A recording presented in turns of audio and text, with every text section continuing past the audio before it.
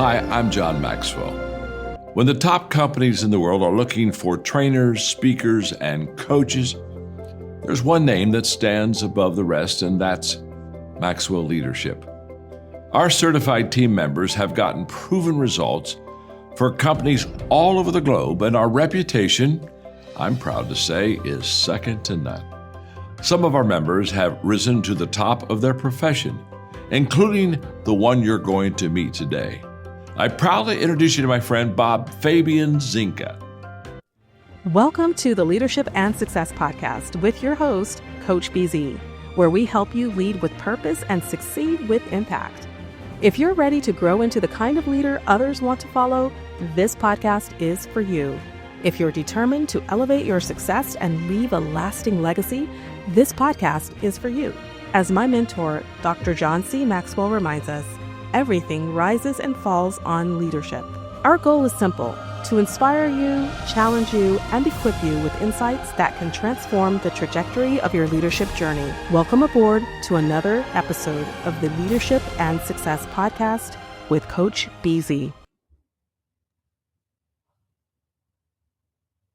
Hello, everyone, and welcome back to another powerful episode of the Leadership and Success Podcast with Coach BZ. I'm your host assistant, Coach BZAI. I assist Commander Bob Fabian BZ Zinga, Cybersecurity Executive, U.S. Navy Information Warfare Commander, and passionate advocate for developing the next generation of military and corporate leaders. Today, it is my distinct honor to introduce an exceptional leader, mentor, and culture builder, 1st Sergeant Kenitra Scott of the United States Army. With more than 2 decades of military service, 1st Sergeant Scott currently serves as a senior enlisted advisor in Army medical recruiting, where she leads geographically dispersed teams, develops soldiers, and drives mission readiness across multiple states. Her career spans operational assignments, recruiting leadership, and talent acquisition strategy, where she has built a reputation for developing high-performing teams and strengthening organizational effectiveness. But her leadership impact doesn't stop at the military formation. She is also the founder and CEO of Legacy Vanguard Scott Group, a leadership consulting and executive coaching firm focused on empowering leaders, elevating talent, and transforming workplace culture. Through executive coaching and leadership operating systems, she helps organizations improve decision-making, accountability, and execution, turning leadership potential into measurable performance. What makes 1st Sergeant Scott's story so powerful is her unwavering commitment to servant leadership. She lives by the philosophy that when leaders take care of their people, the mission will take care of itself, a principle that resonates deeply across both military and corporate environments. In today's conversation, we'll explore her leadership journey, lessons from the 1st Sergeant seat, talent development strategies, and how she's scaling her impact through coaching and entrepreneurship. So whether you're a naval junior officer aspiring to command one day or a corporate professional preparing to step into leadership, this conversation is packed with insight you won't want to miss. Please join me in welcoming an incredible leader and our friend, 1st Sergeant Kenitra Scott. Let's dive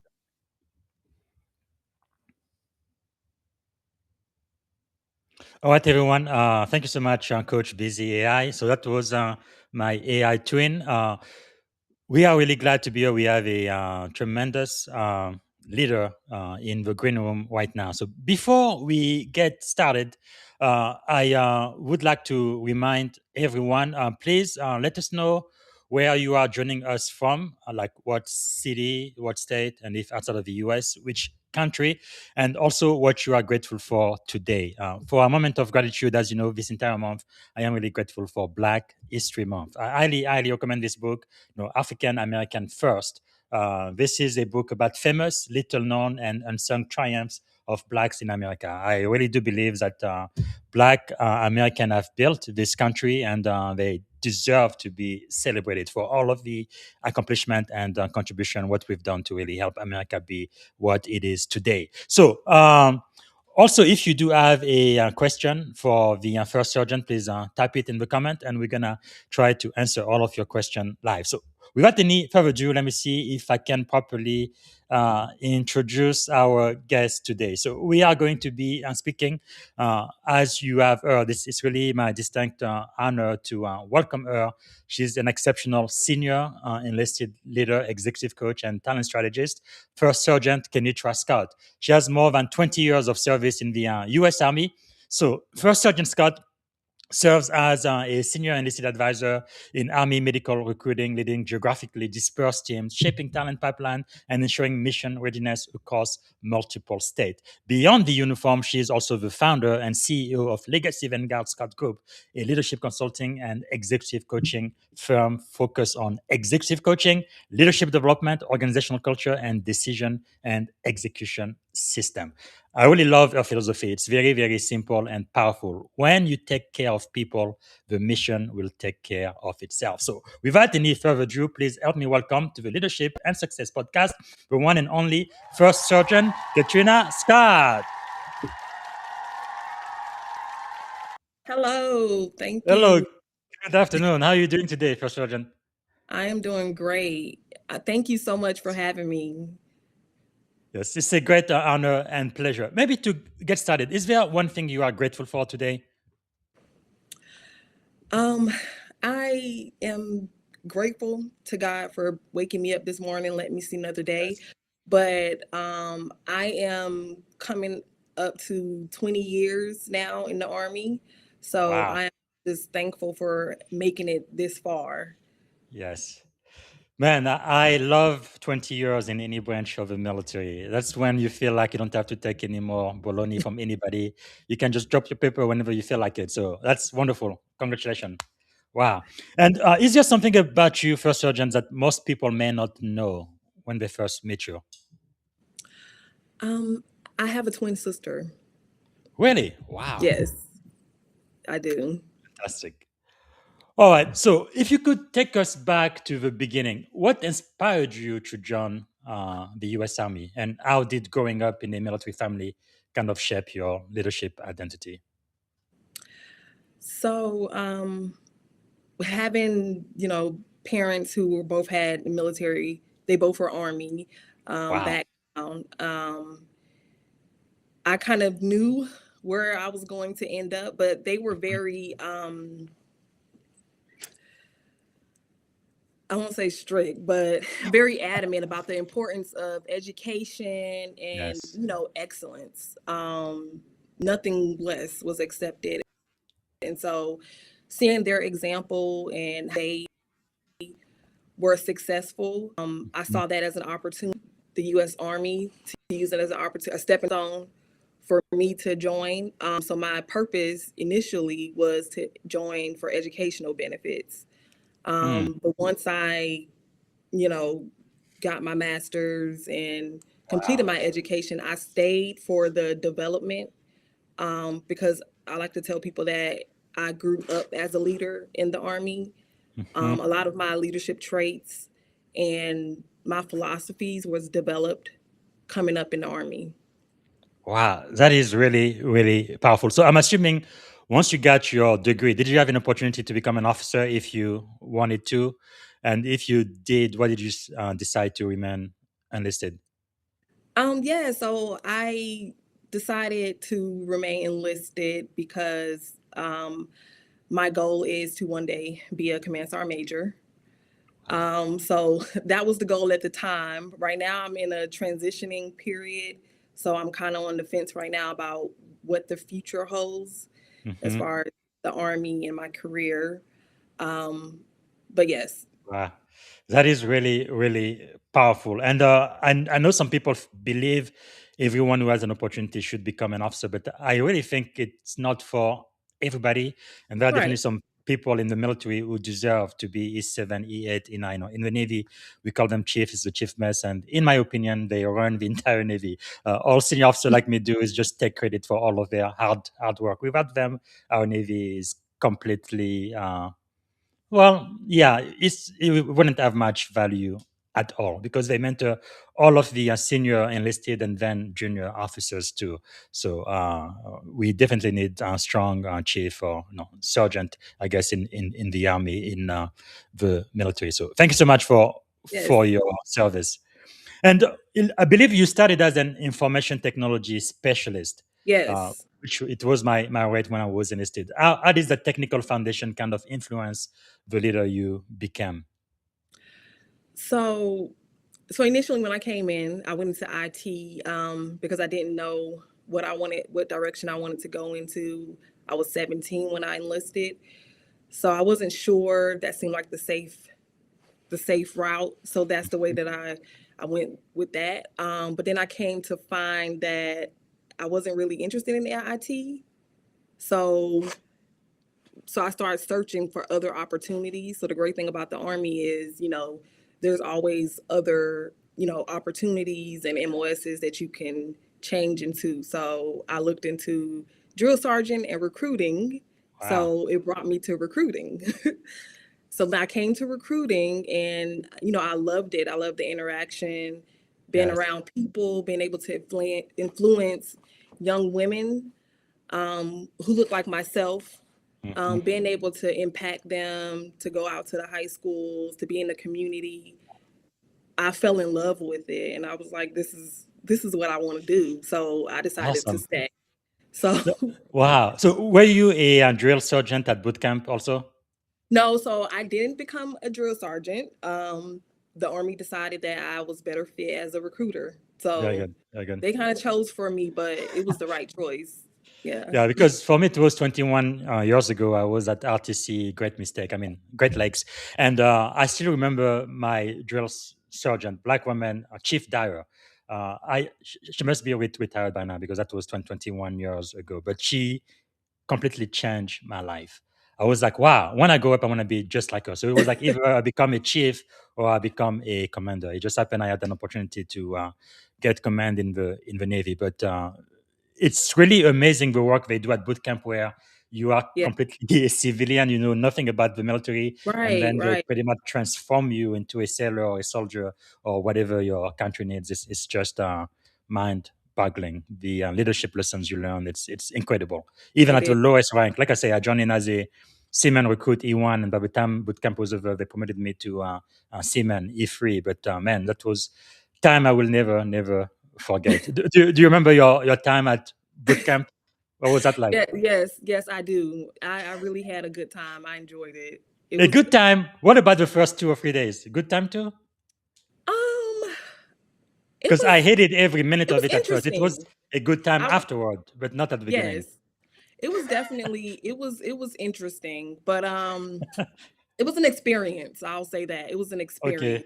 Because I remember Um for me, first they shaved me, they got rid of all of my beautiful long hair, and then they gave me all of this, standard uniform, and we started walking all over the place. I think the first night I probably only slept 1 or 2 hours. I mean, they kept us awake, marching all night. I'm like, what is wrong with these people? But anyway, toward the end, it was very nice. But at the beginning, I hated every minute of it. so I had parents who kind of they gave me they told me about their experiences. I Yeah. would say my parents were like my first recruiters because they told me about their experiences and they made it sound fun, Mm, basic training. And, so I went in with that perspective. And yes. so, and also with the perspective that I can't quit. Yes. Yes. So I'm not going home. So, with that perspective and keeping that in my head, like I was Yes. determined to make it through Wow. regardless. That's amazing. And you mentioned your parents. What leadership lessons did you learn growing up in a army family?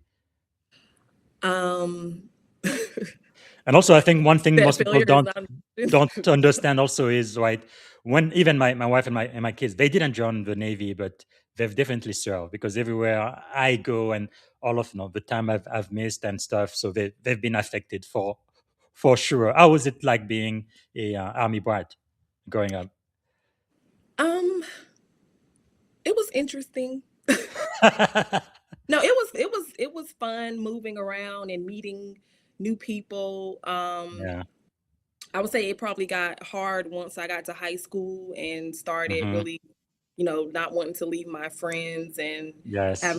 start all over again. But um, it was beneficial because it kind of gave me a lens of what it would be like to be in the Army.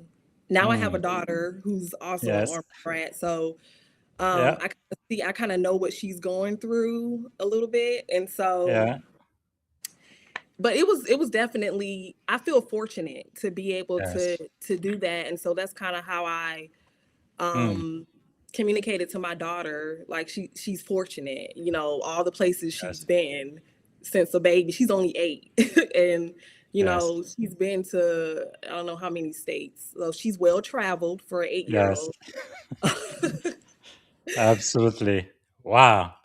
That is quite amazing. So when was there maybe like a defining moment early in your career when you realize I am not just here to do a job, but I am here to lead people as well? I think that came a few years later after me coming into the recruiting command, Hmm. because unfortunately, I experience ineffective leaders and Yes. effective leaders. And Hmm. so I got to see what that looked like, and I got to experience how I was fortunate enough to have good leaders, so I know Yes. what it feels like to have good leaders and how it affected me, how I grew under those good leaders and what Hmm. that looked like. And so I also experienced the other side of that too. Yes. um but it brought this passion in me because, I wanted to do better. Yes. And heard the quote of be the change you want to see. Hmm. So I always think about that, and it's like, okay, be the change you want to see. So, and that means that, if I want something to be better, maybe I need to be the one to, Yes. step into the role and get a seat at these tables and, Hmm. speak up. So, Yes. I put that on myself, and then, I always believe that God puts me where I'm supposed to be. Yes. Nothing is by mistake. So my thing is, if he brings me to it, he'll bring me through it. He'll put me through it. Yes. I'll Yes. get through it. So nothing is a coincidence. So I think that's when I, believe, like, okay, I was put in this position for a reason, Hmm. and I need to take advantage of it, basically. Wow. What do you believe, First Sergeant, is the number one characteristics that differentiate good leaders from not so good leaders? And again, from my own experience, yeah, I've had a few ineffective leaders, but very, very few. The great majority, I would say 99% of people who've led me throughout my entire Navy career, they've been really, really good. People you really wanted to follow into the heat of battle. But sometimes we do get a few bad apples that I don't know how that's possible, Right. but they do hang out sometimes. What do you think is the main difference between the two? Um, I think self-awareness Yes. and understanding, I would say, an emotional intelligence. Mm-hmm. Just having the ability to look at yourself as a leader and always reflect on, what you do, how you communicate, how you Yes. lead. And also having mentors and Mm-hmm. those who you can consult with, because we don't always get it right. Yes. And we're not always right. So that's one thing. And then the emotional intelligence part, understanding those who you lead and being sensitive to their needs, and just caring about people, because at the end of the day, we're Mm. people. We have families, and you know, Yes. people come to an organization and they want to be there. So I think Yes. it's important to value those who you lead. Mm. That's really powerful. I know when I had the privilege and great honor of being a commanding officer in the Navy, one of my leadership mantra was mission first, because I do have to accomplish a mission. That's why I was selected for the job, but people always. And we have a member of our community, Daniel Young, he says, First Sergeant, presence is the ultimate reminder that discipline is the foundation of safe haven. When you take care of people, the mission will take care of itself. Yeah, that's one of the great mentorship I got when I called out all of my mentors. Hey, what do I do as a commanding officer?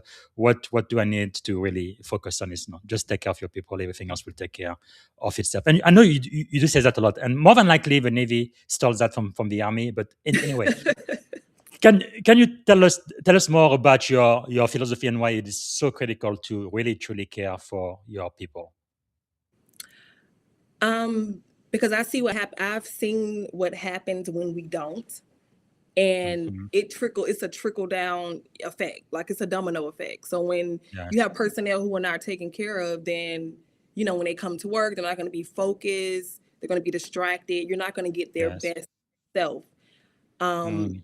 so I truly believe that. I've experienced it myself. Yes. So knowing that, so if we take care of that part, then and our subordinates know that we're going to take care of them, and that we care about their needs and their families, and that is a priority, then I feel like they're more inclined to come to work, to want to Yes. work. They're happy about the organization, and Mm. they feel taken care of. Wow. And earlier you mentioned some effective leaders and mentors who've pretty much helped you become a first sergeant in the most powerful army the world has ever seen. If I could ask, who were some of those leaders and mentors who really saw leadership potential in you before you saw it in yourself? So I've had a lot of mentors in my 20 years. Um, but one that stands out to me is my first supervisor, Mm. when I was at Fort Bragg, and I was a private, and I was hard headed, and I didn't want to listen. Could nobody tell me nothing.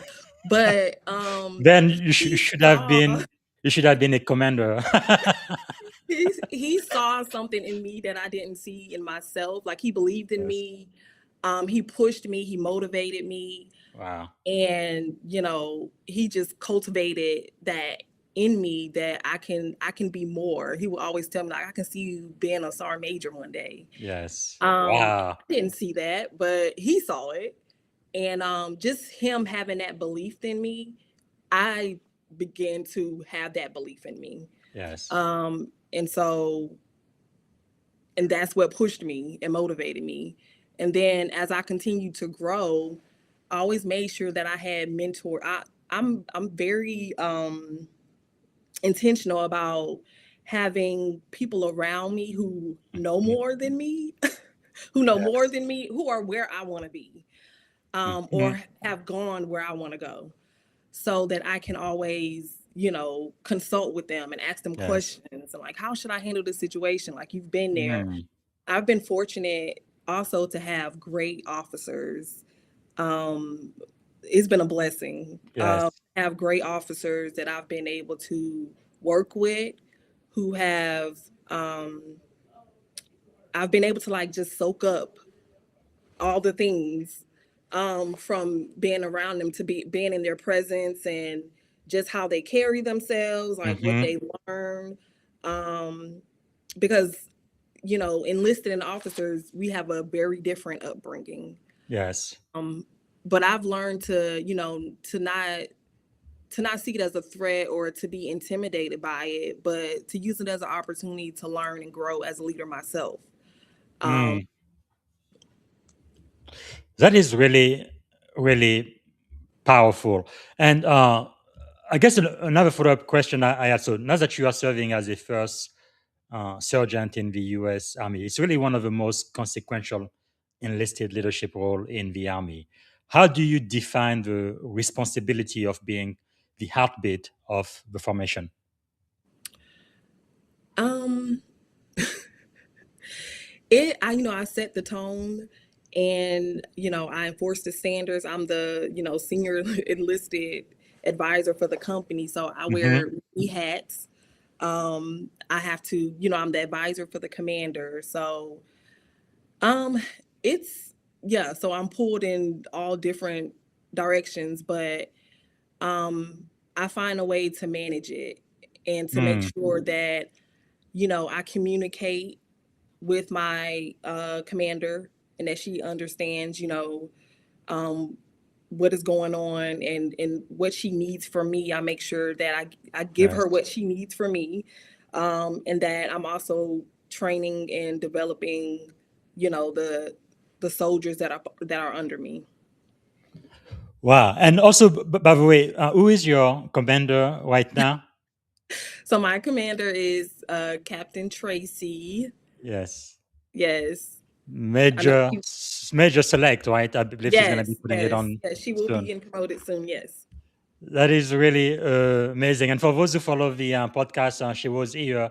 I think it was season 4, episode 135. So you can go back and listen to it. But it's just such a small world, and I really love it when it all comes together, right? And just the hard work that you do for, again, really the most powerful army in the world. We've never seen any army quite uh, like it. And just as a flashback, so season 4, episode 134. All right. So another question I have. Hold on. Okay, here we go. And another question I have for you first, Sergeant, is what are some of the biggest leadership challenges in leading geographically dispersed recruiting team? Because I believe that's what you guys are doing right now, right? Yes. I would say finding opportunities for us to come together in person, um, Mhm. with the restraints on, budgeting and all those things. But so we just make more of an effort to plan out and to do things virtually that we can. We have virtual Yes. meetings so that we can, with our leadership within the company, so that we can have, weekly FaceTime with them.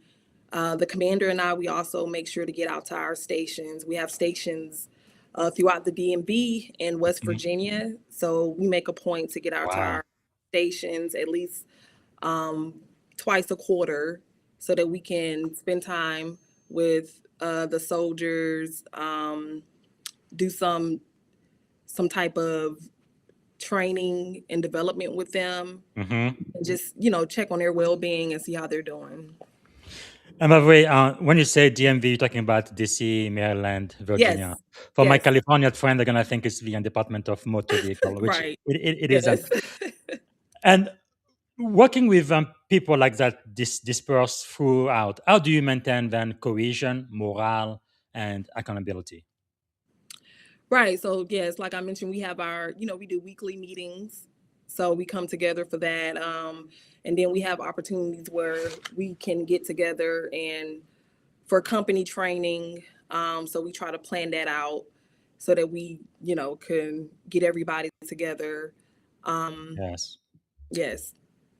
But really, the work you guys do as a recruiter, I mean, it is so critical because without you, we don't have a future army, we don't have a future Navy. So while you are leading talent acquisition across multi-state market, what kind of leadership lessons come from recruiting America's next generation of soldiers?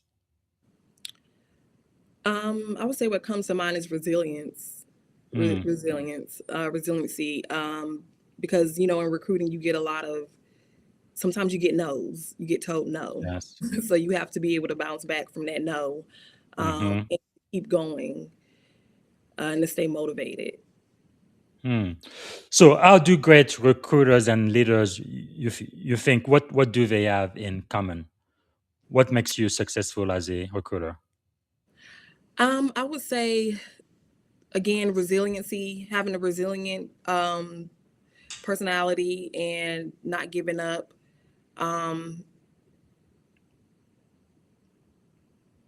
yes, and staying and maintaining, being optimistic for sure. Hmm. So, as a recruiter, you definitely help with getting people on board, getting them recruited. What about retention? How do you balance your mission pressure with people sustainability? So I make sure that I set certain standards that I communicated and that everyone understands. There's a shared understanding of what's needed, what's required. So communication is key. I'll say when it comes to that, I just make sure I communicate with my subordinates and make sure they understand, to communicate, and it's open communication. Very good. Are there any trends in recruiting that you see that leaders should really adapt to when it comes to recruiting?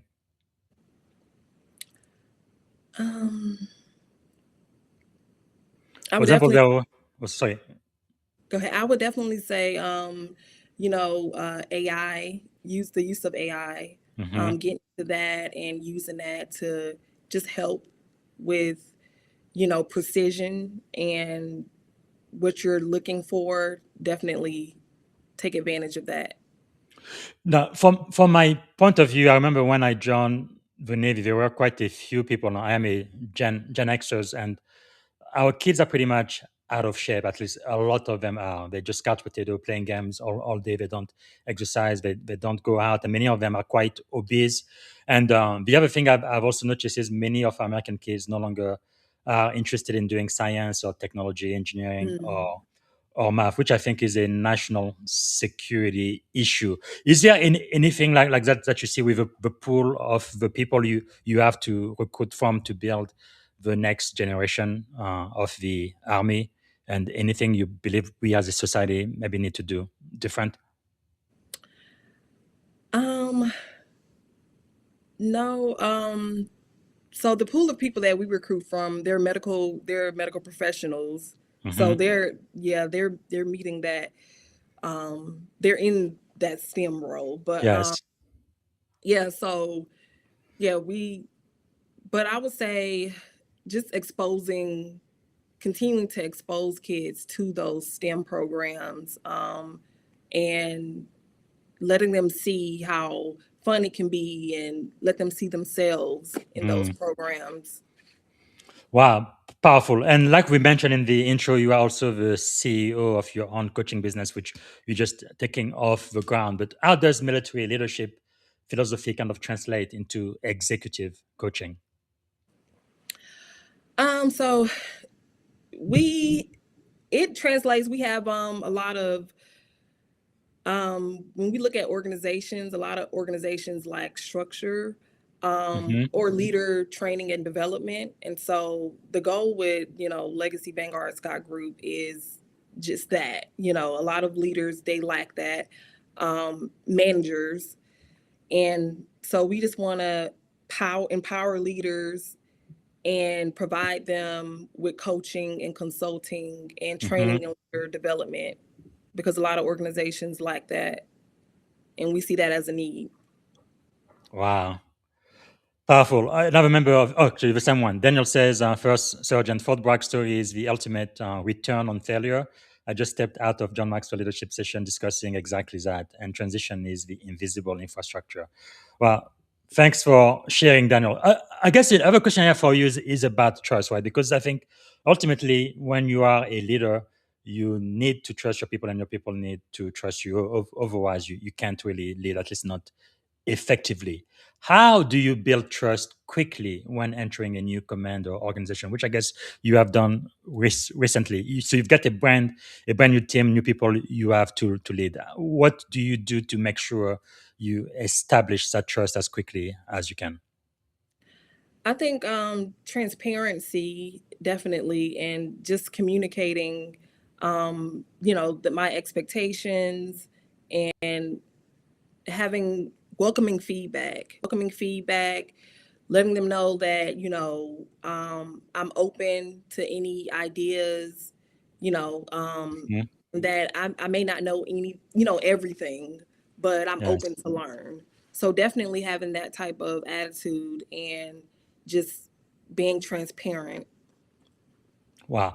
Now, one more question I want to ask you before we go into our last segment is, when I was a CEO, a commanding officer, I felt like really I had two things to do. One was to create an environment where my people would want to be there, and then once they got there, to do the very very best work they could. So, as a first sergeant in the army, how do you create a culture where your people want to actually show up and not just have to?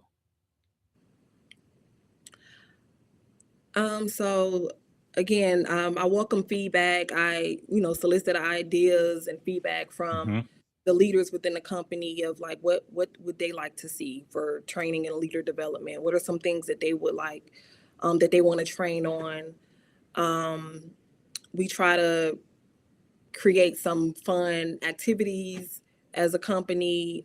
We do events with the soldiers in the companies, and a lot of our subordinates, our stations, they have the autonomy, Hmm. to control their schedule. So we're kind of lenient on that with letting them control their schedule.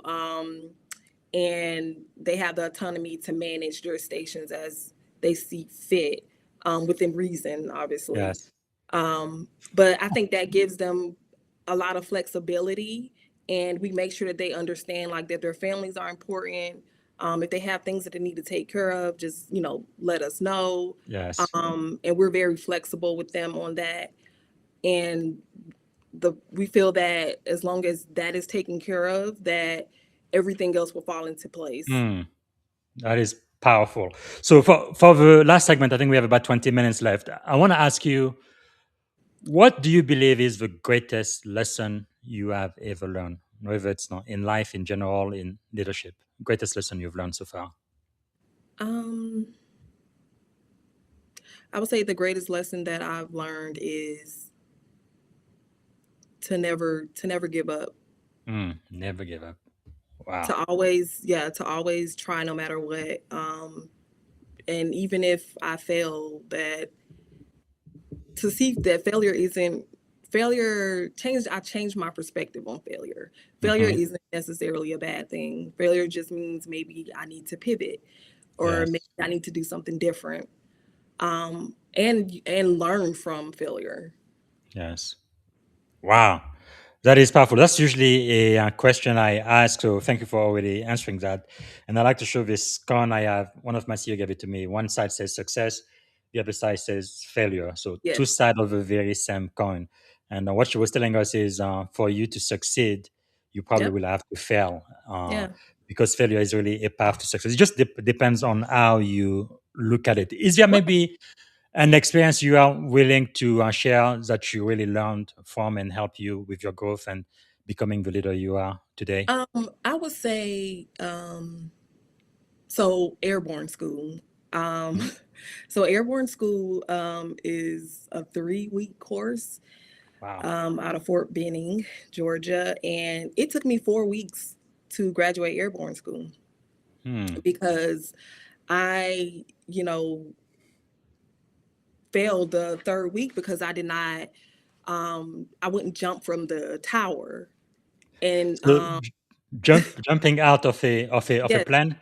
yes. Wow. So I had to jump. We had to jump from a tower. It was Tower Week, and so to complete that week, we had to jump out That of must be tower. scary. Wow. Yes, and it was, and it was, and but I was determined to make it through. I had some good black hat instructors. My instructors, Wow. they worked with me. They pushed me, and they didn't let me, give up. Hmm. And so I went through the Tower Week again, and I made it through. And I jumped Wow. out. I jumped out of the airplane, and I graduated airborne school. But that was a Congratulations. thank you. Wow. No, I But don't think I can do that. yeah, I don't know. Most blacks I know don't jump out of perfectly good airplanes. No, if yeah, there is some type of mechanical trouble or something you have to or you're gonna die, yeah. But wow, congratulations. That must have been really, really scary. it was. But it was me conquering that. I wouldn't call it a fear, but me Hmm. conquering that um really kind of set the pace for Yes. letting me know that I can do whatever I set my mind to. Wow. So That's that powerful. always reinforces that to me. Like I've been here before. Yes. I've made it through before. I can get through this. Wow. Oh, Congratulations again, because that's something I will never, never do, at least not voluntarily. Sometimes you get voluntold in the Navy, but wow, that is quite powerful. But why do you think you are so successful? So you came in as a private, now you are a first sergeant, senior enlisted leader. Why? And then you've also just started your own executive coaching business. Why? Why are you so successful, you think? What's the I secret to your think success? I think it's my parents instilled in me at a young age the importance of education, and Hmm. the benefits of hard work, and just striving for excellence in everything that I do. Um, Yes. and so that's something that's always stayed with me in everything that I've done. Um, Mm, and I always set goals for myself. Every year I set goals for myself. I'm always yes. challenging myself. I'm looking for the next thing to do. Um, Yes. I surprised myself by, becoming an entrepreneur because that Yes. wasn't something that I thought I would want to do. But Hmm. yeah, I was like, why not? Wow. It's a That is challenge. powerful. Let's do Yeah. it. Because one of my mentor, Brian Tracy, he taught us that only about 3% of people actually write their goal. They set goals.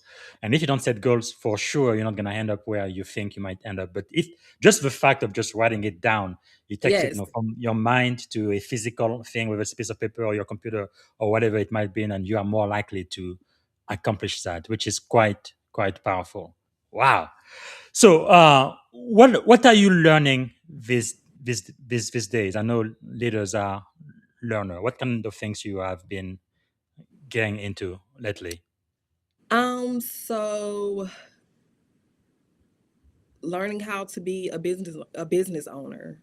So Yes, this is in this season that I'm in. I'm learning how to be a business owner.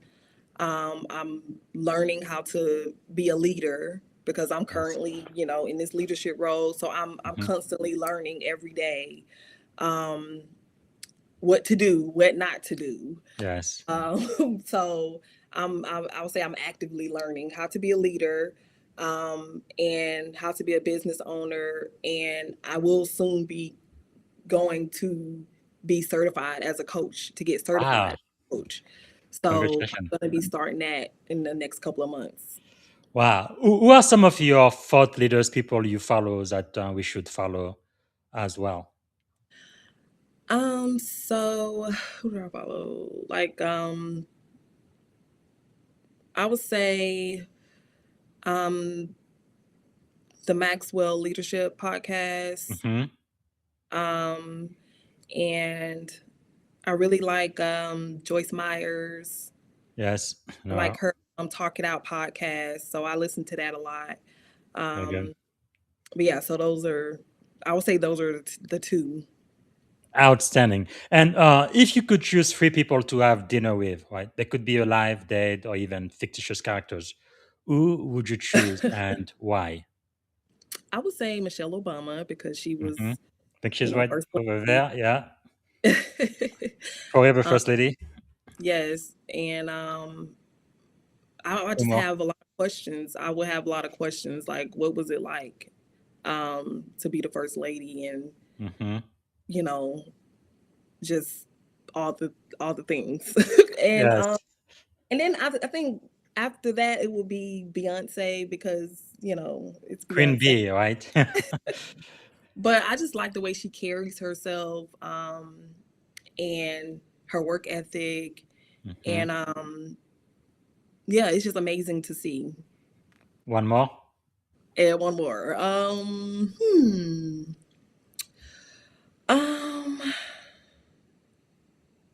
hmm, hmm. I would say another person.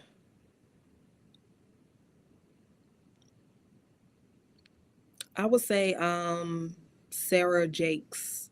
Hmm. Um, yeah, I would say her. Yes, Um, she's the daughter of Bishop T.D. Jakes, right? yes, the daughter of Bishop T.D. Jakes. I really like her. I follow her, and I've read a few of her books. Yes. Um, and yeah, she inspires me a lot. And I feel like I Wonderful. can relate to her in a lot of ways. So yeah, her.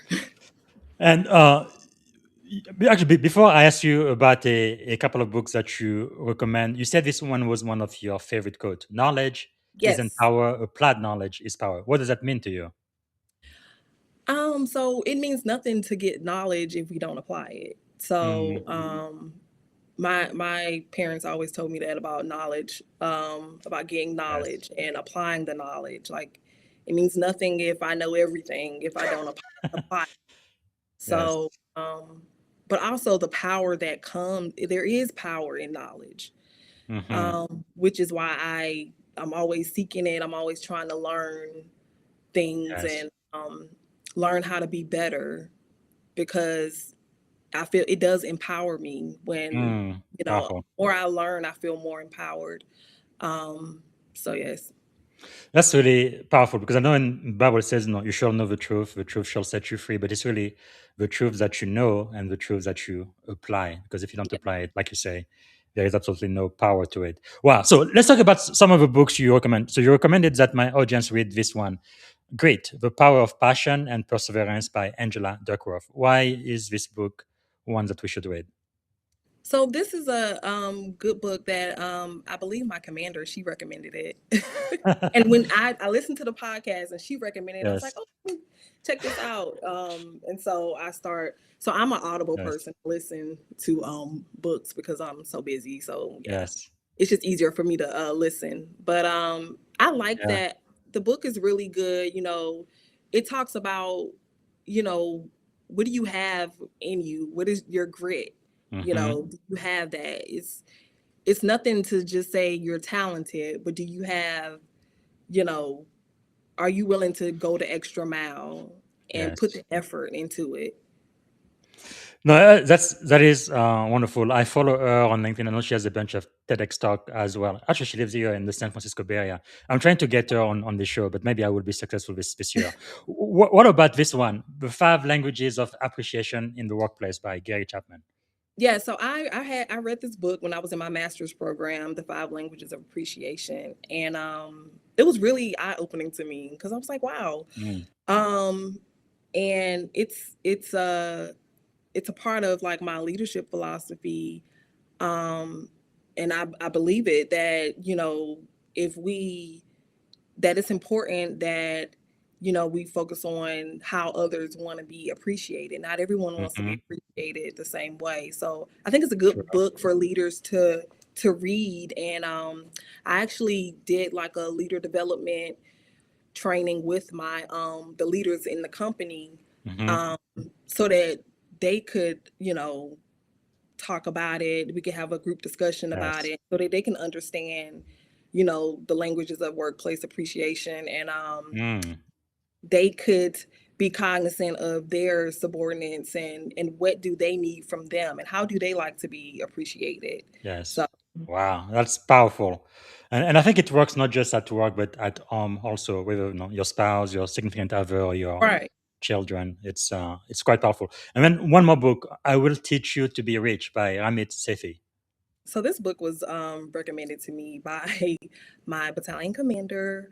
And so I decided to listen to it. But again, me and my thirst for knowledge, I'm like, if Yes. I can learn it, if I can learn it, you know, I can do better. If I want to do Yes. something, I just need to go figure out how to do it, read a book about Yes. it, and I can do it. So, Wow. and I'm very my how I handle my finances and things like that is important to me. And so I'm like, Hmm. why not? So it was some really good tips and tools in that book about, handling finances and, some practical tips Mm. and things that you could do to just be, more financially stable. And I Yes. think it's important that we that financial literacy that others are that they talk about that and that they learn about it. Yes. But really, I think we do take a lot of things for granted. In my house, I am the only male here if it wasn't for our dog, a wife and two daughters. But there was a time in America not too long ago where women couldn't even have a checking account by themselves. They had to have a man in order to do that. So I definitely believe in being financially literate and Yeah. empowered, especially as a woman in this country. It's quite amazing how much changes have come like in the last I don't know 80 years or so. But Is there maybe like a song or a book or even a movie that would be your life's theme or anthem? And if yes, which one? A song or a book? Or a movie? Mm, I would say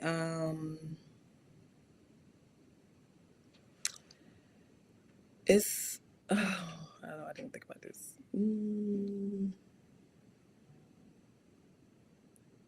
Wow, this one is If nothing comes to mind, that is okay.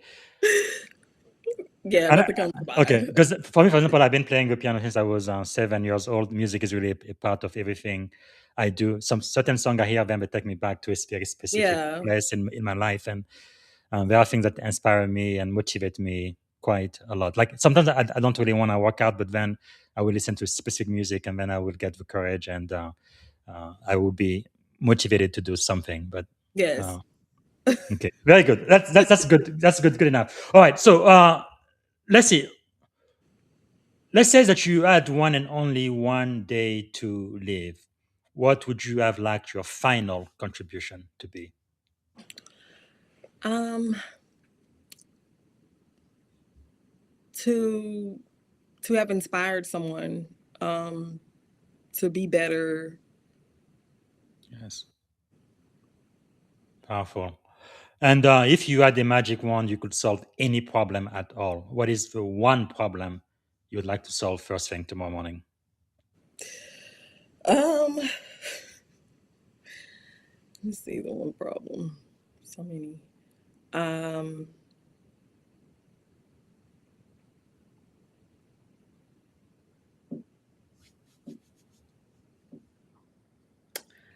I would say I would say people who are unhoused. That's Yes. something because I don't think that that should be an issue that we should have. Yes. Um, so definitely that. Yeah, especially living in the most in the wealthiest right country in the Right. history of the world. Even California, if it was its own state, it'd probably be the sixth economic power in the world. But even Silicon Valley, we have people who are unhoused, and it really breaks my heart. And some of them are veterans too. And I believe our governor spent almost $25 billion to try to solve this problem, but I don't see much Yeah. of a change. It's a very difficult problem to solve, but yeah. Thanks for sharing that. So we are coming to the end of the program. So that's where I ask you, what can we do to add value back to you? So yes, I would say connect with me on LinkedIn, and check out our website at legacyvanguardscottgroup.com. Mhm. Very good. And one of the most important questions I ask is if you could go back, uh, what advice would you give to the 17-year-old version of yourself? No, knowing everything you've gone through and the incredible career you've had in the army, what would you say to 17-year-old Kenitra? Um, I would say um, that it's all going to work out in the end. Mm, Um, so, no, yes, powerful. that it's all going to work out in the end. Powerful. Wow. Very encouraging. So before we end, I'm going to end with a lightning round. So rapid fire. You don't take too long to think. Just give me the first thing that pops in your mind. Before I do that, is there a question I should have asked you, First Sergeant, that I didn't get the chance to ask? Anything else you want to share? No, I think you covered it all. Fantastic. So we're going to be done in a couple of minutes. Before we do so, really quickly, one word that defines great leadership. One word. Self-awareness. Okay. What is a morning routine or practice that keeps you grounded? Praying. Okay. A book or a quote that changed your life. Apply knowledge is power. Okay. Who inspired you most today? Ooh, my husband. Very good. And I believe I took the time. This is a picture of you and your dear husband. Here we go. And he's also your partner at your new firm, Yes. right? That Yes. is really wonderful. And he is also a retired Yes. army soldier. That's just incredible. All right. So, what is a leadership habit you refuse to compromise on? Mm. Communicating, and Mm, keeping the lines of communication open between me and my okay. support. Yes. And what is a question every leader should ask frequently? Um, what do you need What from me? question? What do you What do you need need from from me? me? Yes. Powerful. Okay. What did you want to be when you were a kid? I wanted to be a hairdresser. Wow. Okay. Military is far away from that. Okay. Very good. So, what are three adjectives describing you as a child? Um, was quiet. Oh, I was probably shy and Okay. One more. um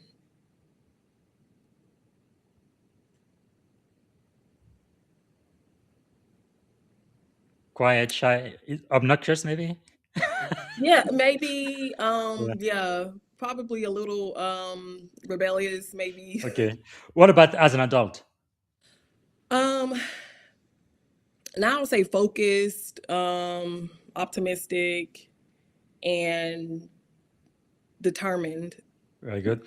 All right. This is going to be the last two questions. What is, because I want to end on a positive note, what is one thing you are feeling optimistic about these days?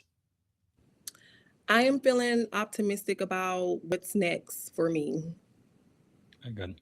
So it looks like already 20 years in the army, so you might be retiring soon and probably Yes, focusing on your business. Or yes, wonderful.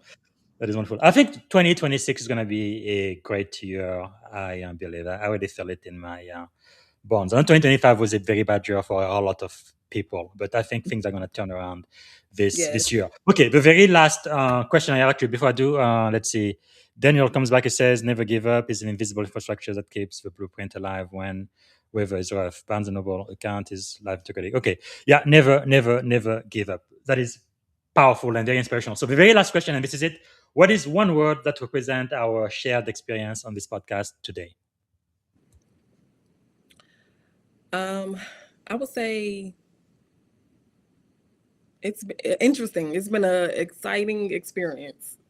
I believe interesting is probably one of your favorite words. Yeah, I think you've said it interesting. at least a dozen times during this interview. So thank you so much.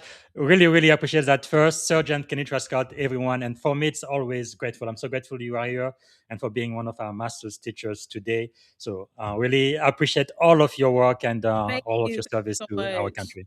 Thank you. Thank All you. right. Bye for now. All right. I know our first sergeant has to go. She has another meeting. Hopefully, I didn't keep her too long. But for everybody else, please follow her. She's on LinkedIn. And also follow the website to her new business as well. So that's LinkedIn in Kenitra Scott. And then legacyvanguardscott.com. All right. So for everybody else, this is the only interview I had for today. However, I know I am falling behind. I was supposed to do the AI review of the book of Proverbs. We started that in January for all of the 31 days in January. We read one chapter until the end of January. So now I'm going back and doing the artificial intelligence recap. So I am going to come back today. I'm going to do this today. I thought I was going to do it tomorrow, but I think I have to go back to Proverbs chapter 16. So we're going to do 16, 17, and 18 and 20. So that's going to be almost 4 hours of content later today, probably in about a couple of hours. I'm just going to do them back to back to back to back to back.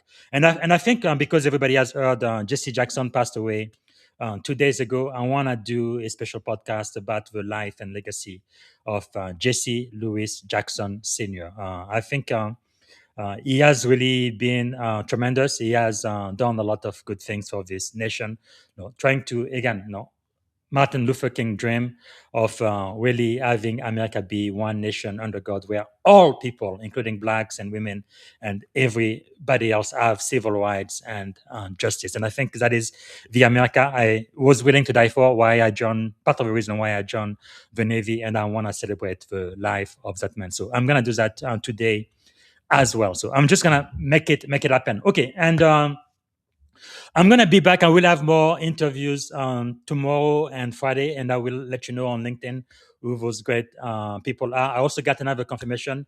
A three-star admiral is going to be speaking to us next week. So I am really excited about all of the interviews that are being confirmed as we speak right now. And again, great thanks to First Sergeant Kenitra Scott, and I am really grateful for everything she's taught us today. All right, until later today, and then for those who join us tomorrow, goodbye for now. Have a wonderful rest of your week.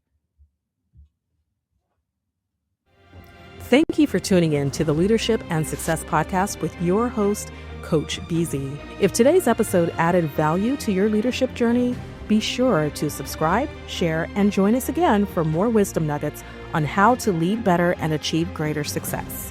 Remember, leadership is the most critical skill of our time. The world will always need leaders to inspire others, drive innovation, and execute meaningful strategy. So why not count yourself among the bold leaders shaping the 21st century? Until next time, stay inspired, stay committed, and keep leading with excellence.